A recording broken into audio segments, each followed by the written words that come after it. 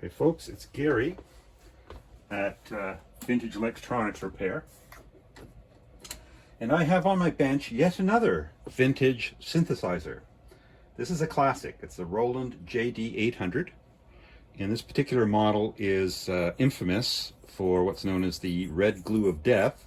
A red epoxy was used to attach the lead weights to the weighted keys, and often that would drip and get over the key bed, get on the PCB and so on. But apparently that's not the problem with this one. That has been resolved. Let's see if we can figure out what the problem is with this one.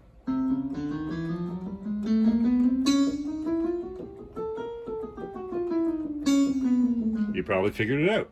It's this key here. So the velocity's off on that. Sounds like the aftertouch is, yeah, the aftertouch is messed up. So we're going to have to take the key bed out and see if we can figure out what the problem is. So the first thing I'm going to do is put a protective cover on the bender knob, and I'm going to use painter's tape to do that so I don't leave any residue. And that way we don't have to worry about accidentally breaking that knob, which would not be good. Okay, let's get at it.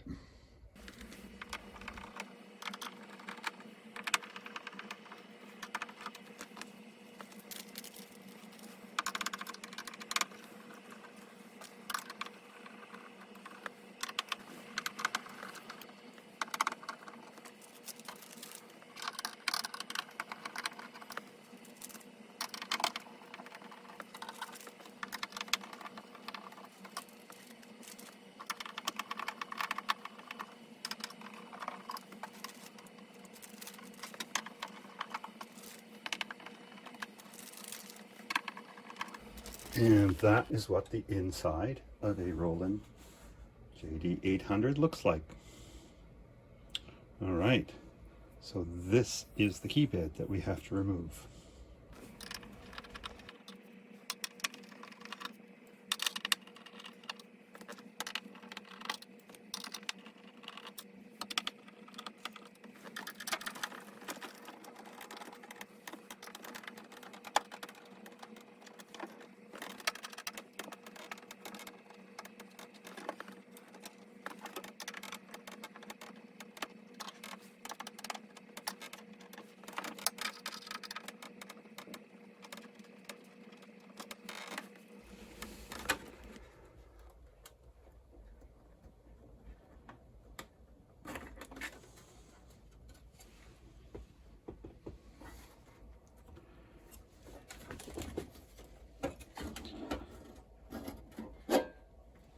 Here's the key bed.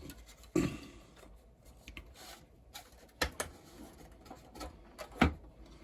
right, here we go.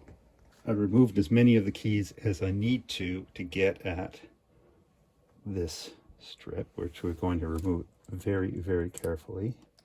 And actually, we may have to flip her over here. I really hate this design, but almost all of these keyboards use it, some version of it.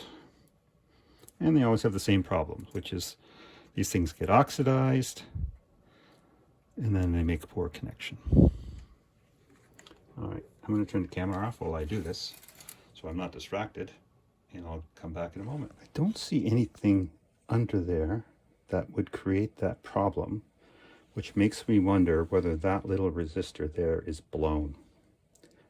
Wow, I sure hope not.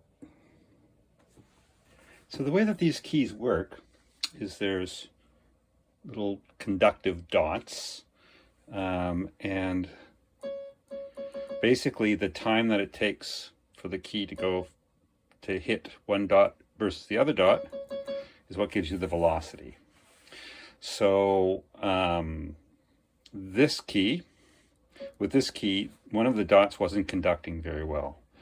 So every time you hit it, it would go to full velocity. So what we've done, or what I've done, is I've used a conductive paint. Oops, sorry about that. And what I like to use is this, which is actually designed to repair windshield antennas. And just painted the dots, and it fixed the problem, at least for now. And you can see I can now adjust the velocity depending on how I hit it. So there we go. See how long that lasts.